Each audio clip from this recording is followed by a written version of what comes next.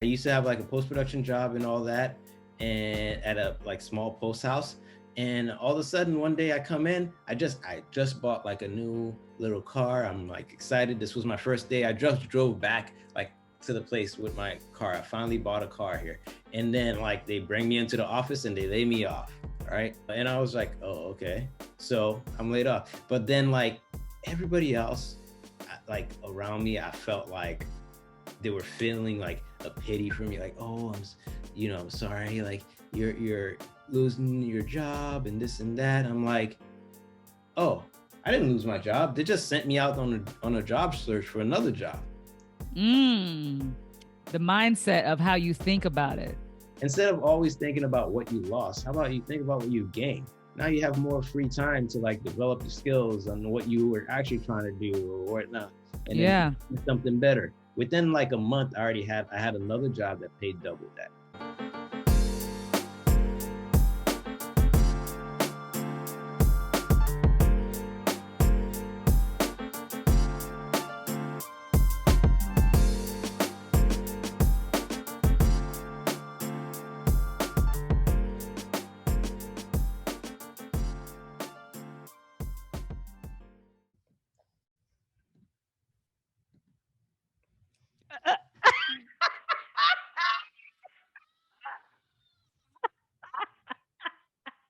I'm done.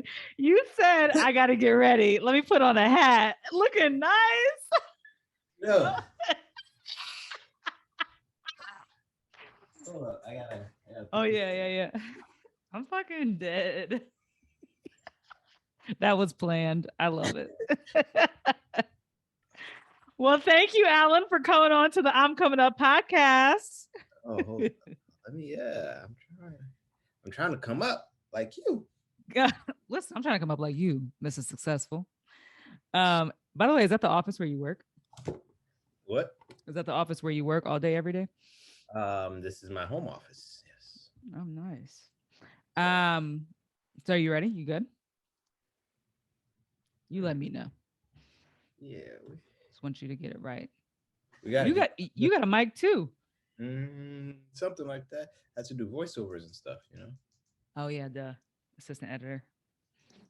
Okay. You good? I think so. All right. It needs to be higher. Huh? Yeah. A chair. All right. There we go. Well, Alan, thank you for coming on to the I'm Coming Up podcast. And just to remind you, I started this podcast to interview and have discussions with up and coming people of color who are creatives and entrepreneurs. And as soon as I thought of this, you were one of the first people that I put on my wish list to talk to. Even though I assumed that you would say yes, I was like, I just don't know. Because I feel like every time we talk, you're always dropping gems on me. And I was like, Alan needs to share his knowledge with the other creatives that are going to listen to this podcast. Well, I mean, thank you. I feel honored for bringing me on to this podcast and for you thinking about me. I'm just like a fish in a big pond. So a big fish, though, a successful fish. So I like to start off with a few rapid fire questions just so the people can get to know your personality a little bit. So let's start off with the typical question. What is your favorite film? Oh, you can't say that to a filmmaker. Come on. Okay, top three. Top three. Oh man, not even like top three is even hard.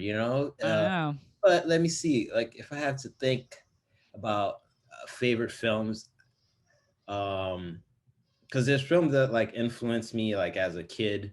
Like just growing up and like just always watching all the time. They're not the greatest movies ever made, but they influenced my life. They shaped me, as a whole. So I'll pick those. I'll say like Ninja Turtles, the first one, and Ghostbusters.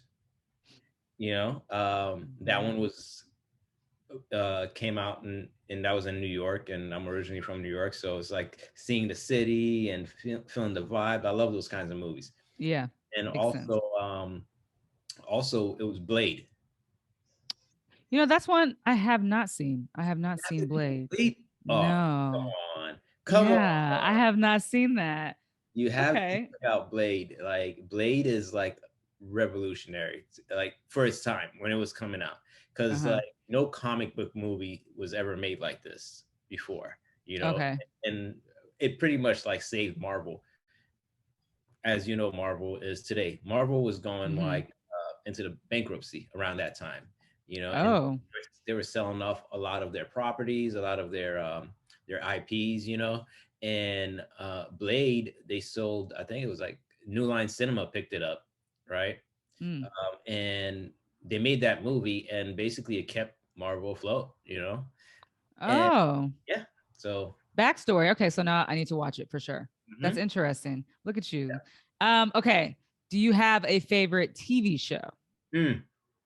Or maybe something that you've recently been watching? Ugh, Well, I've favorite TV shows. Okay. I mean, I love Breaking Bad. yes. Yeah, that's like that was one of my favorite shows watching. Um, and I feel like that's one of the shows. It's a very rare show where you get an ending that a lot of people are satisfied with. Mm-hmm.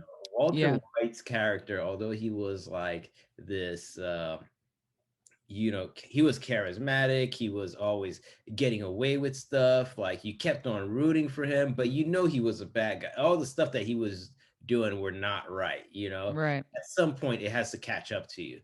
And Mm-hmm. like, I love a show where it finally catches up to them, you know Yep. what I mean? And Mm-hmm. that's why I liked Breaking Bad as a whole. And it was like a Mm-hmm. really good, it was a slow burner at the beginning. It uh, was. It was. Took a while, but I stuck with it because I was late to it. I binged it, I think, before it's the final season. And mhm, then that's when I had caught on and I was like, oh shit, this is a good show. it's really good. Okay. Do you have a favorite song? Favorite song? Oh my god. I just asked this because I Well, love music. I don't know. Maybe I mean Rough Riders anthem. Right. That always gets me hyped. Like I remember that summer in New York when this song dropped. It was just like New York was just shut down, man. Of It was course, because you're like from New York. There you go. That makes sense. it's like it was like the greatest song ever, Yeah. that was my time, it's just like I used to buy all those albums. I used to have them like on cassette tapes and CD players. So I'm Mm, showing my age too, but like yeah. it's okay. You look young. It's fine.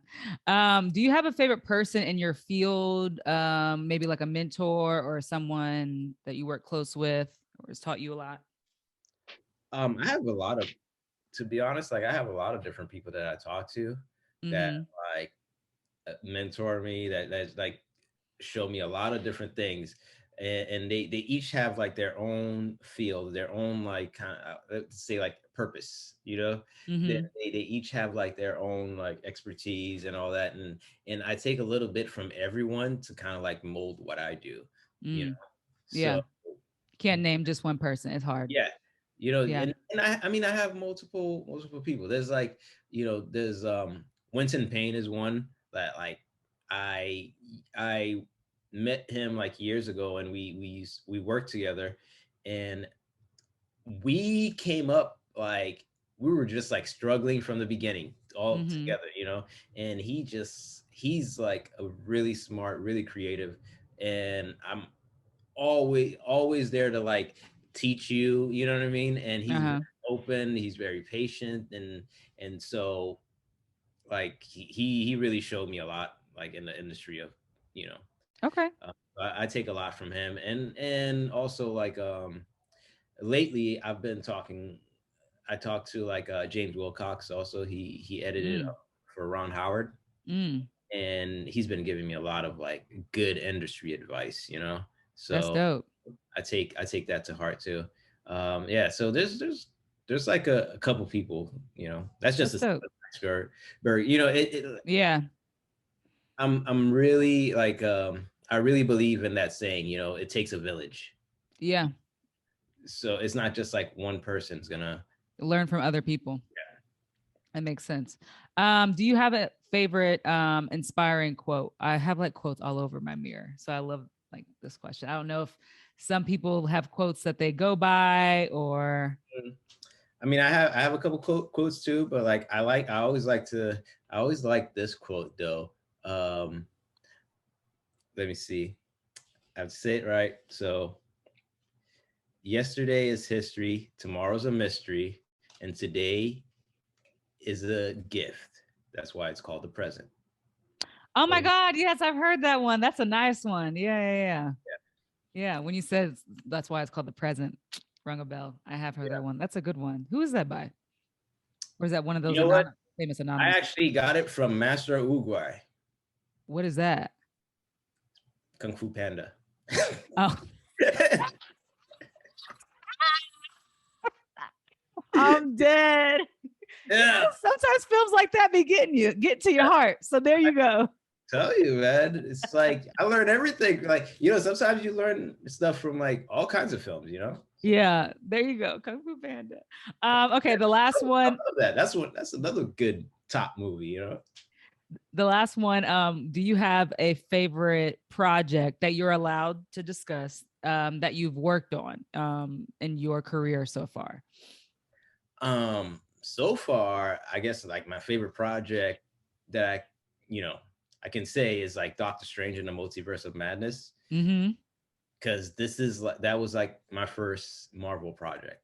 And Yeah. everybody that knows me knows that I grew up like loving comic books. I'm like a huge comic nerd. I know all the lore and everything, watching cartoons. Or I watch all mediums, all forms of cartoons and like, TV or film and stuff like that. So this was my world, Yeah. and when I got started like making films, I've always wanted to make superhero movies. You know what I mean? Like I told you, like Blade is one of my favorite movies. Ninja Turtles and stuff like that. So When you mentioned Ninja Turtles, I was like, oh my God, because I have two brothers. So, of course, I've seen yeah, Ninja Turtles. so it's just like it's always been where I've wanted to do. And don't get me wrong, I love all types of film.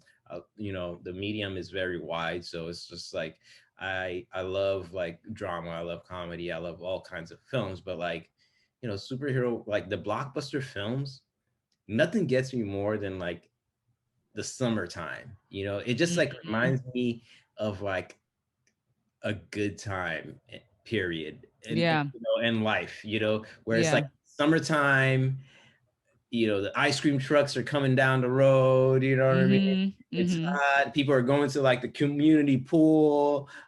It's just like it's a vibe. And then you go to the And then the movies. movies are coming out around. Yeah, Yeah. Yep. movies, the summer movies are coming out. You have all the tie-in stuff that goes with the summer movies. You used to get the little toys from McDonald's or whatever, or Burger King. It was just like that whole summer vibe. Yeah. Yeah. So That's yeah. real. That's real. I wanted to we'll get into Marvel because I know you're a Marvel guy. But I wanted But I don't only like Marvel. Like I said, I I like know, superheroes. but like you do love Marvel. You're a Yeah. Marvel fan. So but I want to start from the beginning. And these are some questions that I honestly don't know. And I'm actually curious, like what made you even get into being interested in being in post production, like being an editor, especially as a Black man? Like I feel like in our community, that's not film isn't something that's introduced to us. So I'm like, was it a movie? No, when I first started out, I've always wanted to like direct too, So I went to Oh. film school, and like my focus was like trying to direct more and stuff like that. And I did like some smaller like short films and short projects, and I was doing that kind of stuff. But then I thought like the problem I always had with like sometimes like student filmmakers or people that are always coming up is that like sometimes they never know what they want or need for the Mm-hmm. shot. So you waste a lot of time on set, like doing stuff that's never going to cut together. You know what I mean? Yep. And they do that because they don't understand editing. Yeah. You know? And so basically, like I wanted to get into editing to become a better director, you know. That is the path that working in post production since moving out to LA, that's all the editors would say is, I mean, and then they get opportunities to edit the TV show, like the episodes, and then their episodes are like one of the favorites because on Yeah, set they know exactly how they want it to be cut for the most part. exactly. Yeah. Exactly. Because and you know what, like, and and I fell in love with like the post-production side also because even though I wanted to direct, which I like, still going to direct stuff, but Mm-hmm. like I also love the editing side because that's another part of the storytelling process. People don't understand that like movies are not just like made by one person, you know. The movie, Mm-hmm. the film gets like the story gets told like three times for me, three major times for me. Mm-hmm. You know, it's when you write the story, that's one story that you have. You know, you Yep. have it written down. You know, as a writer, you have everything written. Oh, this is perfect. There's nobody ever needs to add anything else. You What know, you think? Yep. like, yeah, this is like the cream of the crop. This is it. Picasso, you done it. You know, and then you get to like the directing stage, and then you figure out, oh, well, this doesn't make sense, you know, or that doesn't make, Mm-hmm. or this would be better if I did this, or if this scene came after that, or if the scene played, you know, a different way. So, so then the story starts to change a little bit sometimes, Mm-hmm. you know, on set, because now you're rewriting things. You're kind of like, that's when the directing happens. That's when you put it out there, and then it changes again when you get in the editing room. That's like Mm-hmm. another story that's told because Yep. now you shot everything, and it went once you see it all together in the timeline. Sometimes it doesn't, you know, like it doesn't play exactly like you thought it was going to play in your head. So now you have to retell the story again. Yep. I completely agree. Having directed my first short, I thought writing was, I was like, oh, we're good. Then I shot it and I took out a whole scene. Yeah. We in post was like, nope, I don't even know why we spent our time shooting that. Yeah. So Yeah. that makes sense. So wait, so what was there like a specific moment that said like, okay, I want to go into film, or like that's what I was wondering for you. Like, Film was was there a always movie? no, there was no movie. I grew up like just watching movies. Like I grew up like always watching movies, you know, like everything, like and like film was always going to be what I was going to do because at a young age I would put on plays like for like my grandma and grandpa and stuff like that, you know what I mean? Mm-hmm. And like I remember like, you know, every like, you know, every summer or all the time, like they would always take me out to the movies because you know that's what I loved, you know. Yeah. Oh, like a movie theater experience that got me like wow, amazed, and like I it's still steered in my brain to this day is like when I went to see Jurassic Park, right? Mm. And I was just like, how did they do this? You know, this is Mm-hmm. amazing. And even as a young kid, I used to watch like the behind the scenes, you know. I remember like yeah, They don't HBO do that enough. They don't do that enough. HBO used to play like they used to have a show on HBO just for behind the scenes, you know? Oh. And that would yeah, that was what I would just sit down there and watch all the behind the scenes of every movie that's coming out. They always had the behind the scenes. So I knew when the Yep. schedule was coming out, I would get my TV guide. I'm like, okay, when is it airing? Blah, blah, blah. And then I would Yep. watch it and I would watch it over and over again. And I was just fascinated by like all the stuff that like they put together. You know, it's like you feel like you're a magician, you know? You Yeah, yeah. And and were your parents like supportive? I don't even know anything about like your parents, your I family. mean, my parents, I grew up with like Caribbean parents, so they're, you know, they have like different values and everything. Like, to be Mm-hmm. honest, like when a lot of kids in the Caribbean, when you grow up, like parents sometimes don't fully understand what you're when you say you want to do filmmaking, you know, because Right. they don't understand how you make money in that, you know. And like at the end of the day, your parents always want they just want the best for you. They want you to be successful. They want you to have, you know, a nice house and a nice family and this and that. you know. Mm-hmm. And then so when you say film, they're like, oh, you're not gonna make any money. Like you have to make money to buy a house. You have to make money to buy a car. You know. Mm-hmm. And then so it Mm-hmm. doesn't it like one plus one. You know, for them it's like it's two plus two and it equals four. So it's either you go become a doctor, become a lawyer. Mm-hmm. Those are fields that make money. Those like become a teacher or whatever, engineer, blah, blah. That's what they Mm-hmm. understand. But like you know, at the end of the day, two plus two equals four, but three plus one also equals four. Whoo! You know, so I like that. I actually never heard somebody say, people always say 1 + 1 = whatever, whatever, but I love what you just said. That's real because there's a different path to get to where you want to go. It doesn't have yeah, to be the same route. exactly. So you're an assistant editor for a lot of successful films, and only a few we can mention. But I just want to let everyone know that Alan be out here. Um, so but can you explain to us, because I feel like people know like what editors do.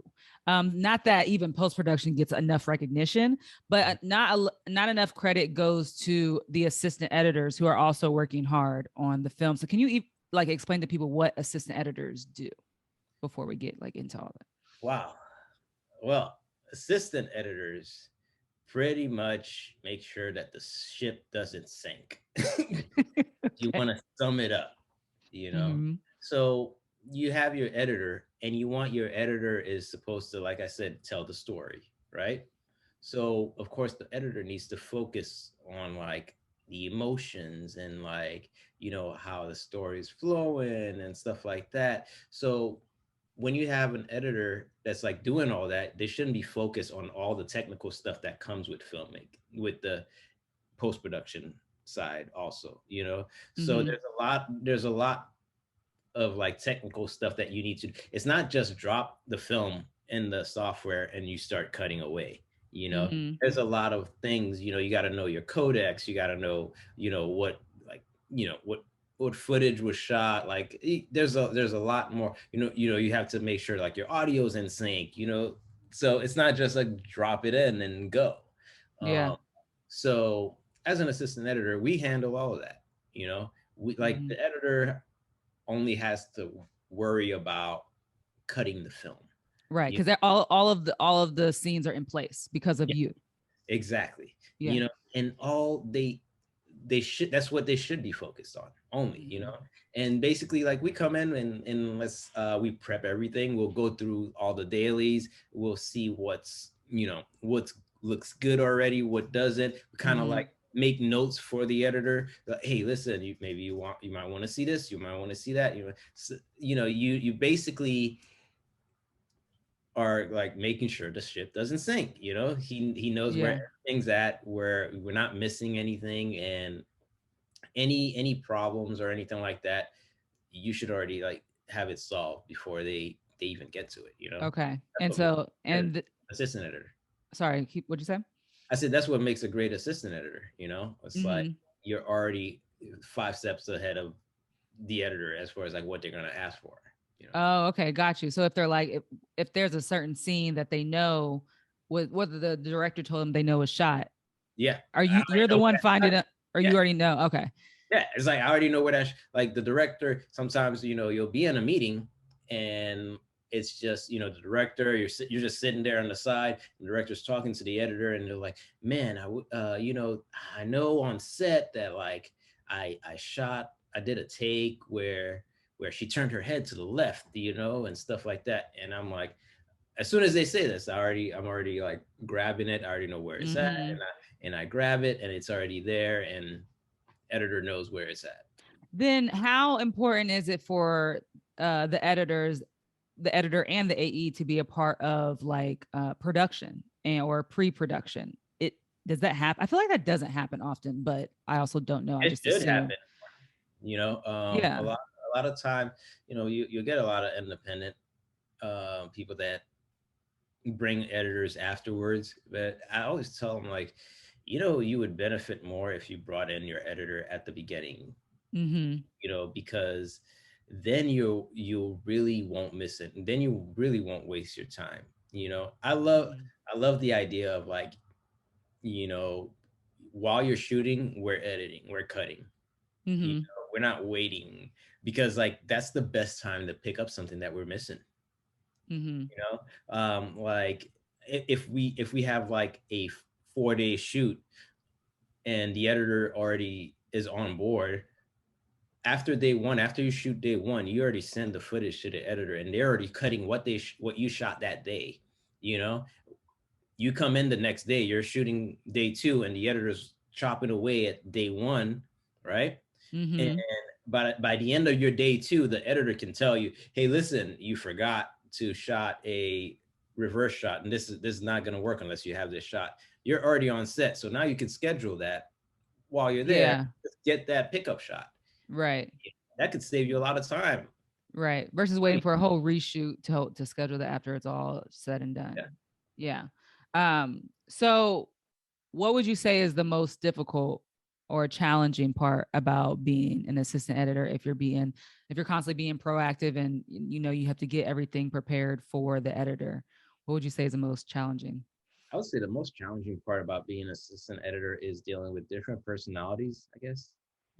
You know, you have Keeping it real. I love it. you have multiple personalities you have to deal with, you know, and Yeah. you're the one, like I said, the editor doesn't even need to hear what's going on, you know, like they Mhm. just need to know that they have everything that they need. So, but in the background, you're still talking to like, let's say you have a visual effects house, you have audio, you have like sound designing, you have music editing. You are the middle person. You're who everybody comes to, you know, Mhm. and you're talking to the editor. Oh, hey, listen, you know, we just received this music for the movie or whatnot. So now you place it into like the bin where they could see it, you know, and then they listen to Yeah. it and all that. But you got to make sure that it comes in and it's clean and it's you know, so there Yeah. you're the middle person, like the editor. And when there's a problem, let's say like, oh, I received this footage or music, and it's like all messed up or all corrupted or whatnot, you know, like I should be fixing it with whoever sent it to me without the editor even knowing about this, you know. Oh, okay. You So know, they should okay. yeah, they don't even know it was corrupted. By the time they get in, the problem's already been solved. Got You you. know, Okay. but Wow. on the other side, you're running around like crazy, like, Right. oh my god, I got this, I got this. So they don't see that side, you know. So it's like, Yeah. So you've worked on you've been in AE for a while and you know COVID obviously is a thing. And in the, you know, since it's mental health awareness month, you know, I love talking about mental health and I wanted to know how COVID has impacted you financially, emotionally or mentally or however you know, much information you want to give. I was just curious because I know it's impacted me a yeah. lot. You know what? Honestly, like I've said this, like after COVID, no matter how function like how people are look like they are have it together or they're functioning and they're Mhm. walking around and about their business, nobody came out without like some kind of like mental strain. I You know, believe it. Yep. I don't think so. Like everybody felt it in a different way, you know. Mm-hmm. I mean, like, you know, it was tough for us, like just being in the house all the time and you know, starting to like the doing the work from home and all that. And I do like working from home, but I also do like interacting with people. That's, you know, and it made it harder to do your job because it's like sometimes a lot of this work is like the people that you meet. That's how you keep getting jobs, you know. And you can't, Yes. you know, and sometimes you'll meet them at it's random, you know. You don't know what's gonna happen, but like you can't make it happen if you're not there, you know. Yes. So Yeah. so it's just like it's weird when you have to like, oh, I just have this like simple question, and I can't just walk into someone's office and be like, hey, which file did you want again? That's it. That's all I gotta do. But now I Mhm. have to like email this person, wait for an email response, or this, or maybe I don't get Mm. one, or you know what I mean? And it's Yeah. like slows So everything. you had to email. So you didn't have like Slack or Google I mean, Hangouts. we had Slack and stuff like that, but it's just like it's It's not the still not same the same. Yeah. communicating like that, you know? Yeah, And exactly. sometimes like you come in to somebody's editing bay and you just sit down and you're like, oh hey, yeah, blah, blah, and you just talk about Hmm. what ideas you're thinking about, you know? Yeah. So did y'all have to like create more meetings then? There More was than usual? I mean, there was like a lot more Zoom meetings for sure, yes. You Yeah. know, and I was just like sick of the Zoom meetings, you know. Yeah. It's like it's just got like a little too much, you know. Yeah. And but yeah, it's like I feel like as far as like for me, honestly, like the pandemic like happened at a time where I was at an incline in my career, Mm. so it's like I was already like in a upward trajectory. Mm-hmm. So like it like it didn't impact me as much financially. That's great to hear. Okay. So and I know like a lot of people got affected by this, and Mm-hmm. it didn't impact me as much because it's like we became high demand, you know, because like now everybody's at home, all they want is content now. Yep. And that's the industry that we're working in. You know what I Yep. mean? So it became like we don't need the regular office workers, and then a Yeah. lot of people are getting laid off and stuff like that. But like we need the people that are making these movies because like we don't know how we're gonna keep sane. Exactly. Which Like I didn't realize when it started that working in the industry was actually kind of like was helpful, because you weren't depending on your job though. I won't say, depending on your job, you weren't going to lose your job at us because yeah, people want content. That's all yeah, they have time to do all day. yeah, and and it like I really feel bad for like everybody that like was affected by this, and it Yeah. just like especially like like people that had like, for example, like actors that were working on stage, and Broadway was shut down, everything was shut down. Yeah. Like it's hard on them, it's like Yeah. that's not an industry that you could do, like, because that's live theater, how that you can't really do that. Yeah. Whereas for me, I'm in post production, I can edit like in a closet if I wanted to. Right, You know what right. I mean? Like I Exactly. just have my little laptop and I'm like chopping away. Right. So how has it changed networking then? Like, I think you mentioned it a little bit earlier. You had to change like how you would reach out to people. So how did that change for you? Or is it like still kind of the same? I mean, like it became more formal, like kind of like I've had to actually see someone, let's say someone on Facebook or whatever, and actually reach out to them and be like, Mhm. hey, you want to set up a Zoom meeting, blah, blah, and then we go through all that whole process, and then we talk like that, as opposed to like for me, I like it when it's all natural. Mhm. I love the like, oh hey, we go to like a maybe like a little gathering or Little a mixer. little Mhm. mixer, that's happening. Everybody's like, enjoying themselves, having a good time. And I see you over here, like, we're eating, some Fruit Loops or whatever it is that we're eating, We eating Fruit Loops at a eating Fruit mixer. Loops, Okay. whatever it is. And we just started talking, it's like, oh, hey, Yeah. you like that, blah, blah, blah. And then all of a sudden, oh, what do you do? I'm an editor. Oh, you're an editor? I'm an editor, blah, blah, blah. Yes. I love Yeah. natural conversation. Absolutely. I feel you. As an extrovert, well, now I'm omnivert because of COVID. I used to be a full extrovert before COVID, but now I'm like kind of both. But I love networking. I love getting invited to go to mixers, even if I don't know anybody. I'm gonna just talk to somebody. Yeah. So I feel you. But yeah, sliding in the DMs and constantly trying to, it's worked, but it's also like kind of uncomfortable in a sense, Yeah. Yeah. I feel like I'm invading somebody's profile, but Exactly. It's just like, It's weird. I'm not the slide in the DM type, so it's just Hmm. like I rarely use I only use the social media just to kind of like just scroll up. Yeah, So you don't be posting, which I love. yeah, Yeah, like yeah. a poster, I'm not, so it's just like it's like once in a while you'll see something from me but I'm not like posting every day. I'm not about like the social media lifestyle. Yeah. So then how has I networking like to helped? I Huh? like to live my life like, outside of social media. Listen, and that's what I'm learning. I've been doing that for the past few months and it's been great. Privacy is amazing. Exactly. So then how has networking helped your career as far as like what in like, becoming an assistant editor and post production? How important is networking for post production? Let's talk about that. Out of everything that you could be doing to try to get into this industry, if you don't know how to network, I can honestly say you probably won't make it too far.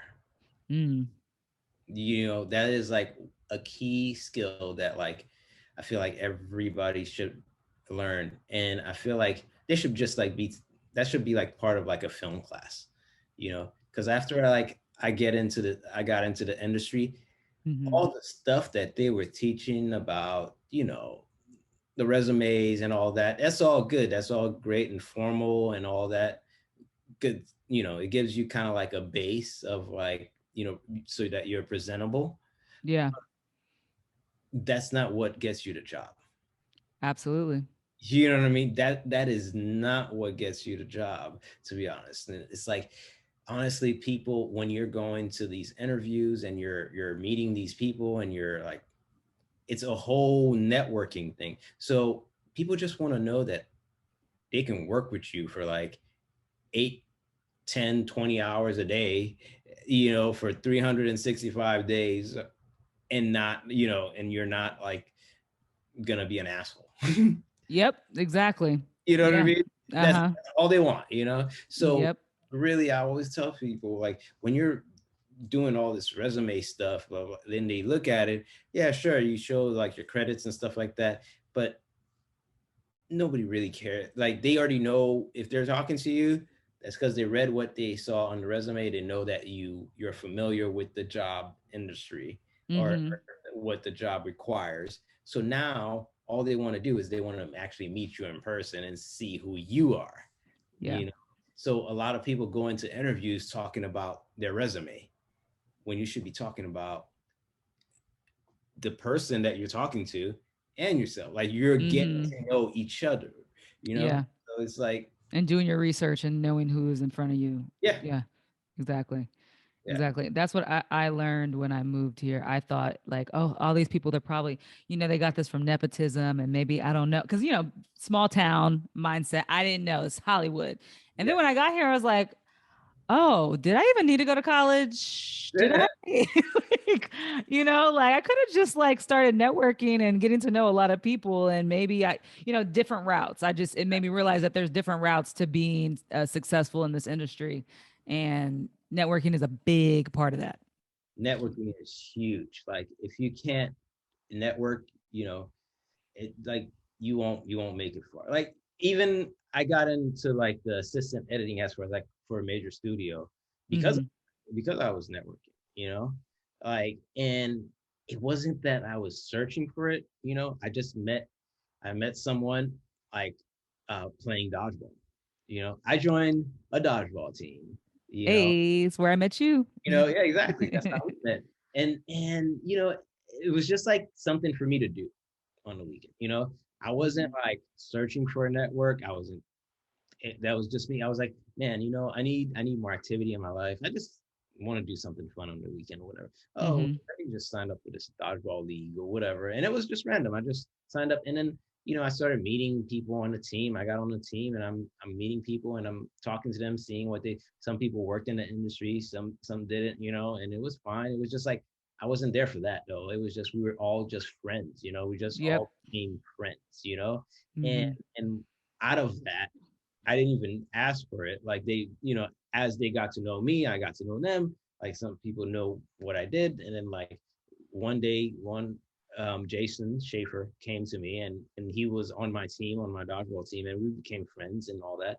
And he was like, "Hey, man, I know you're an assistant editor also, but like, I'm about to leave my job, and I'm just gonna give them like your resume. I need because they need someone to replace, and I know you could do it, and blah blah blah and stuff like that." I was like, "Oh, okay," and I gave him my resume, and sure enough, like a day later, they called me and they're like interviewing me, and then that's how I got into Hasbro, and I worked in animation for 5 years. That's how I ended up in Oh, Hasbro. Like, oh, that's so dope. Dodgeball. you know what I mean? And that's Yeah. like something that I was like searching for. You know what I mean? Yeah, I And love that. it was just like right before our dodgeball game, we usually go to the bar, Yeah. And so Mm-hmm. we're at the bar, sitting at the bar, and then he's like, "Yeah, man, like I'm gonna leave my job, blah blah. You got your resume ready? Like I could slide it in real." I'm like, "Oh, okay." Just emailed them my resume, and that was it. I love that. What does Oprah say? Preparation. Meets Uh, opportunity equals success. exactly. I love that. You were ready, but your intentions there were just to have fun and meet some cool people, and then Yes. the universe aligned, and then boom. That's it. I let the Wow. universe do what it's gonna do. Sometimes Yeah. it's for you, sometimes it's not. And that's why, Mm. like, throughout my life, I was like, I've learned not to force things anymore. You Mm. And that's the key. That's been, I feel like that's been like a very key to my success, because like I don't force it anymore. Like, and I Mhm. feel like sometimes, for me, in my perspective, I feel like when I'm not forcing anything, or I'm not like chasing something, or I'm not like, when people are after something from you, you can tell, Mhm. You you can know get that. You can get the vibe off real quick. Yeah. when I'm not that, like I'm genuinely, I don't care. I'm just like, I know what you do. I would love to do it too, but like that's not what I'm here for. You know what I'm saying? Yeah. And it's genuine. I feel like that shows. Yeah. You know what I mean? Exactly. I love that. So, I wanted to talk about being Black and working in post production. I oh, feel like that's not talked about enough. Well, post isn't even talked about enough. But when post was my first job when I first moved to LA. It wasn't trying to. It just the universe said, "Nope, you're going to be a post PA," and I said, "Okay." And then I was like, "Why am I the only like Black person, not woman, Black person?" oh yeah. Most of the time. So I want to know, since you have a lot more experience in post, like how has it been even networking as a Black man in the post world and coming up and getting all these dope jobs? Let me tell you, even I moved in LA like in '09, and just like trying to find my place here was really hard. Like when I say like I started from the bottom, now I'm here. Like Mm-hmm. that's my theme song. What I mean? Yeah. Yeah. And it's just like it was really hard to find the network, to find my people. You know what I mean? I Mm-hmm. couldn't. I didn't even find like that many black people like around. That I can like just hang out with. I met like a few, and then I hung on to them. Hung on to them, and but like it's like it was so hard to like, you always walk in the room feeling like you are not welcome, kind of thing. Mm-hmm. Yeah. And that's what it felt like for me, going to interviews after interviews after interviews at these like studios, when Mm-hmm. I was first starting, because like I would be sitting in the waiting room, and I'm looking around, I'm like, yo, I'm the only black person here to interview, you know Mm-hmm. and it's crazy, because it's like I feel like even like in the black community, like they don't know that there's more to post. You see what I mean? Everybody sees post production as just like, oh, you're an editor, but there's like so many sides of post production. You say you're an editor, but like for me, when somebody tells me I'm an editor, I'm like, what kind of editor are you? There's a music editor, Mm-hmm. there's a picture editor, there's a sound effect editor, there's, you know what I mean, there's Mm-hmm. there's like, you could be so many different kinds of editors, you know Yeah. and it's like they all have their own purpose. There's a visual effects I was about editor, to say visual effects. Yeah. so it's just like that's why like a lot of people close it out because they always thought it was just about like, oh, I'm just an editor, but like there's different. It's not just the editor doesn't do it by themselves. When you look at these big pictures and stuff like that, it's not just the editors just sitting there and then also does like the sound designing and then the music and then this and that. It goes through a lot of different hands. Yeah. All those hands bring that picture together, Yeah. you know. So Exactly. And so how have you felt so far after, working in Marvel? Do you feel like you've gotten a little bit more respect, like as a black man in post interviewing for different jobs because you might have Marvel on your resume, or am I reaching? no, it's a very valid question because, like, the Marvel on the resume gives you like that extra oomph.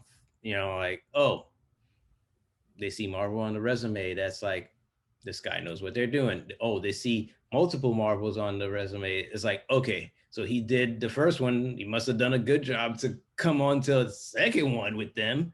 You know, Mm-hmm. so then, so that gives you that kind of like respect. But like, I feel like no matter how high you climb, though, for us as Black people, we're always still at the bottom of the ladder They find anything to just bring you down if they really want to. if they actually wanted to. You know what I mean? And Yeah. it's just like it gets discouraging, but like I do feel like Marvel is doing a lot better now. They are bringing more people of color. I've more than I've seen, and they are like bringing in a lot of. There's if you start looking up the names that are editing stuff, there's like a lot of like black editors at Marvel. You Oh, know, that's dope. that's Wow. coming in now. Slowly, Yeah. slowly they're bringing it in, and I like seeing that. They're really trying to diversify their whole thing. Yeah. That's So good to and hear. it helps because it's like it's the subtle things that help. It's like how a black person would react to something. Mm-hmm. It's not there. It shouldn't be their interpretations. Like, why don't you just ask a black person how they would react to it? You know Yeah. what I mean? Instead Yeah. of saying, I think this is how you would react to it. Yeah. Oh, listen, from my experience, it's very important to have representation in editing. I remember, I'll tell a little story. I remember when I was a post PA. I won't say the show because he's a cool guy, but he was white and he said some shit. And he was like, I guess it was about like a hand, the color of a hand. And then he was like, Ebony, can you come in here? And I was like, okay, yeah, what's up? And you're like, he was like, is that a black hand? Can you tell us if that's a black hand? And I was like, and so I told him in the moment, which I'm very proud of myself because, sometimes we have trouble, in the moment you get offended. So then you're not sure if you should say it or not. But, oh my God, the kids are running outside my window. But, I told him, I was like, that's very inappropriate. And it's actually borderline, racist and offensive that you even said that to me. And it was one of those moments as the only black, person on the post production staff. Like I was reminded of it, you Yeah, know? And and that's why representation is so important. It's important to have black people in post because you don't want to constantly, you already know that you're black, but you yeah, don't want to constantly have those moments to be reminded that you're black. yeah. It's like, until the day that it becomes that like we are just editors, I don't see it changing. Like, what I want to see is that oh, I'm an editor. I don't want to hear like, oh, we hired a black editor. Black edit. Right, right. You Listen. know what I'm saying? Like, Mm-hmm. oh, we hired a black editor to work on the black films. You know what I mean? Right. And no, you don't want that. You want to be an editor the same way that like your peers get the different jobs. And there's like a discussion that was always going around that like bothers me. They were like, oh, well, you should just like pick the right person for the job, pick the right person for the job. I'm like, so how do you pick the right person for the job if you don't interview black people also? How do you know Yeah. Yeah. they're not right for the job? Right. Or Exactly. just assume that like, oh, you're black. You know what I mean? Yeah, exactly. I've heard that before. Yeah. So Um, every time I hear that, I'm like, yeah, you're just full of it because it's like there is no picking. How do I get the opportunity to interview now? You know what I mean? You just yeah, said, hey, pick the right person for the job. Okay, I just saw you interview 15 white people. yeah. Okay, It's like, like expanding your network, expanding your circle. mhm. Like that will help you pick the actual right person for the job instead of just interviewing everyone that looks like you. Yes. What is something like a fear that you've had to overcome or you're working on overcoming in your career? And I say that because I feel like discussing, when we discuss fear, it's a part of our growth. And I think it's important that we do discuss fear because I feel like on social media, this love hate relationship with social media, everything's about highlighting everything that's going right, but not enough about like how we've grown through something that didn't go the way we wanted or planned. So, what is a fear that you've had to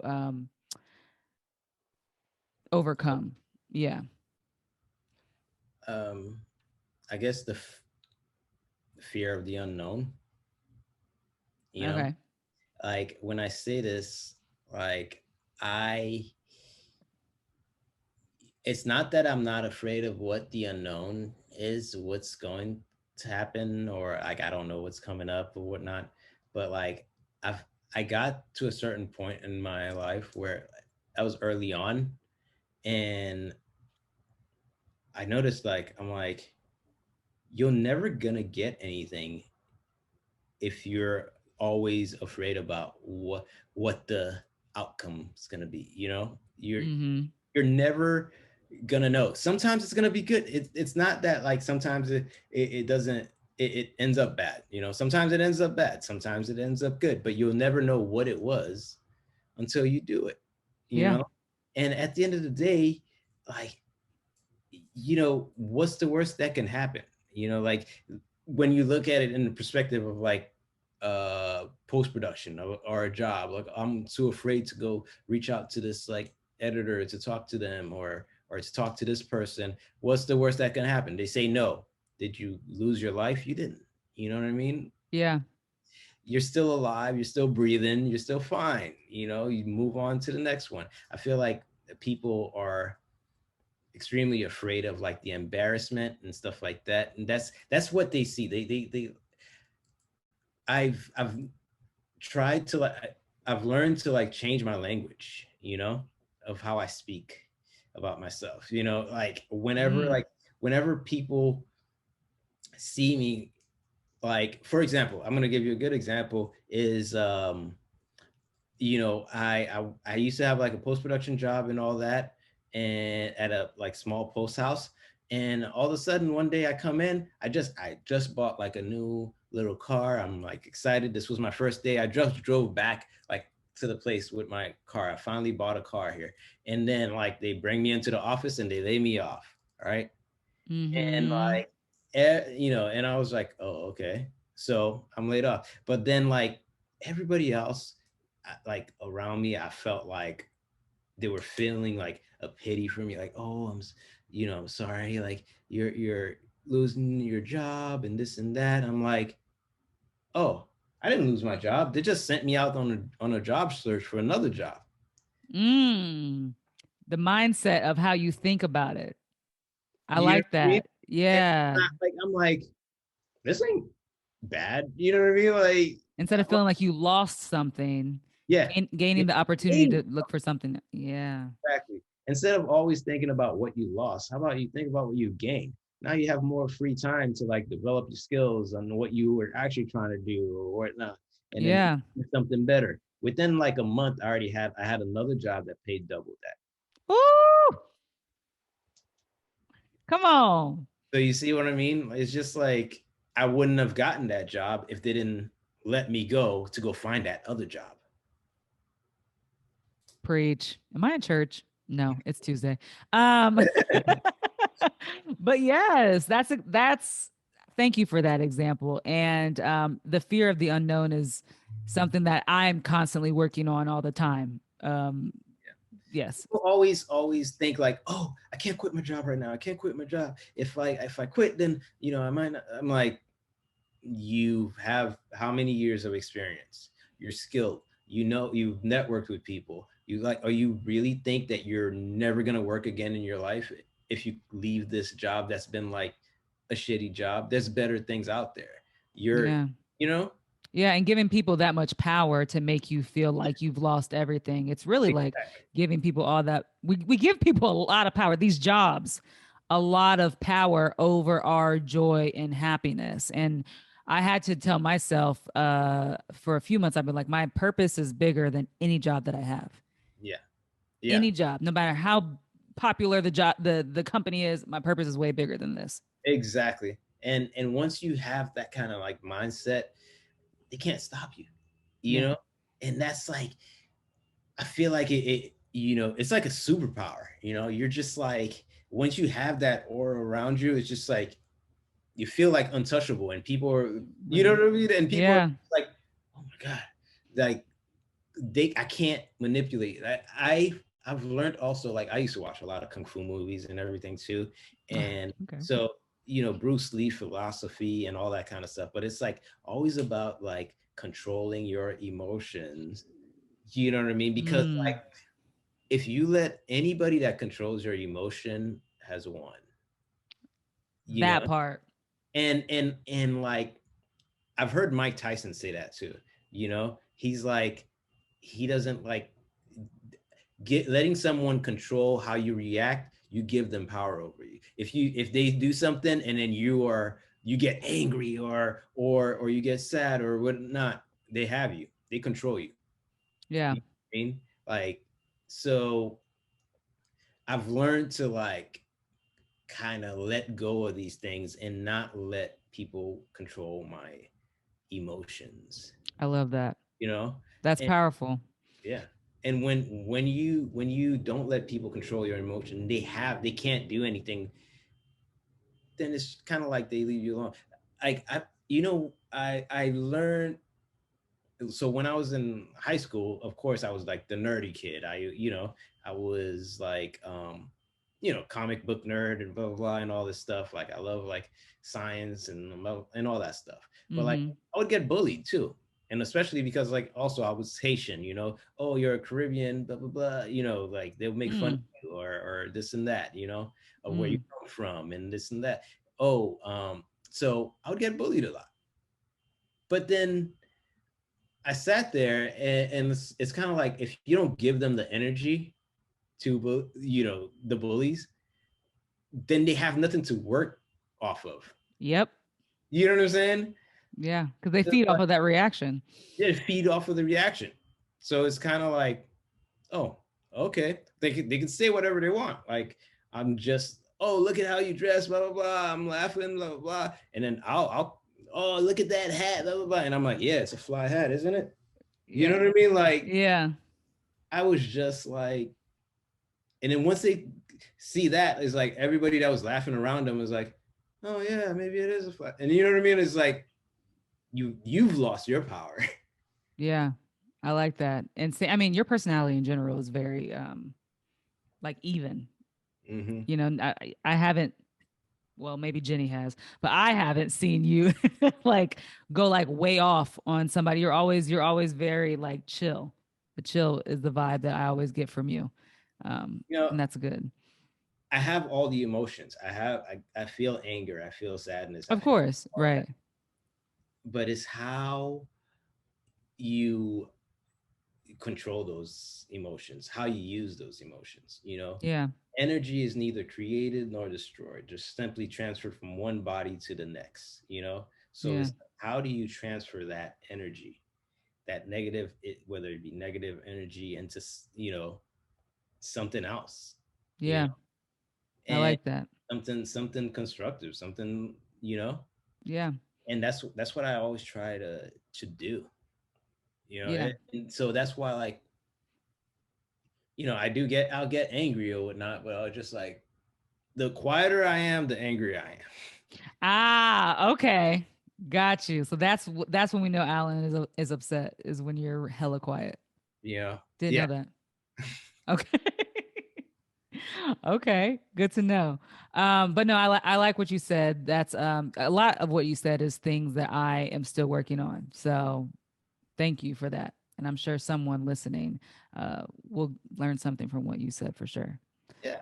I mean, it's all about control. So that's, and what I mean, I really mean it when I mean by like, don't let people control your emotions. When I go into interviews, I don't let them control my emotions in Yeah, the interview. You know what I mean? Like, you set the tone, and this is what yeah, the tone it's is for just the like, oh, hour. hey, this is that, this is that. Like, I'm just like, I'm not here. I'm not. You're not interviewing me. I'm interviewing you. I Hello. wanna, Ooh, I want to the, know if I want to work here. You know, right. And then it goes back to the mindset of yeah, how you talk to yourself. Yeah. yeah, exactly. It's like, tell me, why should I work here? Yeah. You know what I mean? Yeah. All right. I like that. Why should I spend my time here? Like, I'm gonna spend 8 hours a day, 40 hour a week. Here all the time. Like, I could be doing a million other things. Why should I be coming into this building? Right. You Exactly. tell me. So it's just like, and then once you start talking to them, like, you know, oh, what can you offer me? Then it's kind of like a back and forth. Then they're like, oh, okay, Yeah. I can't. That's real. That's what my mom. That's actually the advice my mom gave me during an interview one time. She was Yeah, like, "Remember that you're not the only one like who's being interviewed." And I was like, "I never thought about it like that." yeah, But that's real shit. yeah. Um, Once you change your perspective on everything, man, and I'm telling you, man, it's like it's the way that you talk about yourself, the way that you see things. Like, I don't fail. I could say like, I don't have failures mm, because there are never failures. They were just lessons. lessons in life. I like that. You know what I'm saying? No Yeah. matter what, like, people. And then, what's crazy is that, like, I've noticed, like, a lot of people, they'll be like, oh man, you see, you didn't make it, you didn't do this, you didn't do that, blah blah blah, and all of this. But I shoot for the moon. All right. Yeah. Like, no matter what, if I'm shooting for the moon and I shoot up, I'm either gonna hit a plane or I'm gonna hit, all the way to the moon. But at the end of the day, I'm gonna hit something up there. And Yeah. you're not gonna hit anything because you're gonna still be down here. I love that. Maybe that's why you're pretty positive, I feel. Yeah. Yeah, I don't really get negative vibes from you. So, I love that. I keep Um, positivity going. yeah. So, we're coming to the end, Oh, Alan. And I just want to say that I felt like you dropped several gems in this conversation. And I feel like someone's going to learn something from what you I hope said. I hope so too. I think so. And so, where can the people find you if they want to be like, you know what? I like what Alan had to say. I would love to hire him on my project. Oh, you can find me on Instagram, Alan underscore in the cut, all one word. And yeah, like, that's my profession. That's where you'll find me, like, posting about, like, all the projects that I have coming up and stuff like that. And Mm-hmm. you can also find me on IMDb. Just search my name, Alain Fleury. You'll find me on there. You can find me on Facebook also, Alain Fleury. That's Yeah. what's up. And I'm like, easily, like, I'm an easygoing guy, so it's like, don't be afraid to, like, slide in my DMs. There you go. You heard it. Slide in the DMs, y'all. He said it professionally, of course. Especially. Gotta So, make that note. but like, yeah, it's just, I love talking to people. I love, like, helping people. That's always been one of my, anybody that knows me, like, truly knows me, knows that, like, I love helping people, and I do it without expectations. You know what I mean? And that's the key thing, because it's like, a lot of people, like, I can you can people that I know, and people, like, you could probably ask like 5 different people what I've done, and I don't ask anything for return. Like, Yeah. you know what I mean? I never do, Yeah. because, like, what I get in return, life always gives it to me. Yeah. I have my Oh, job right now. I'm happy. Financially, I'm stable. I'm happy. Like, what can I give you? You're, Mm. Come on. you know, so I love that. Give positivity and give love. yeah. So thank you, Alan, so much for coming on this podcast. I appreciate you. And y'all hit him up for any jobs or just networking opportunities and get to know him. Or you wanna go watch a movie? There you go. That's the perfect person.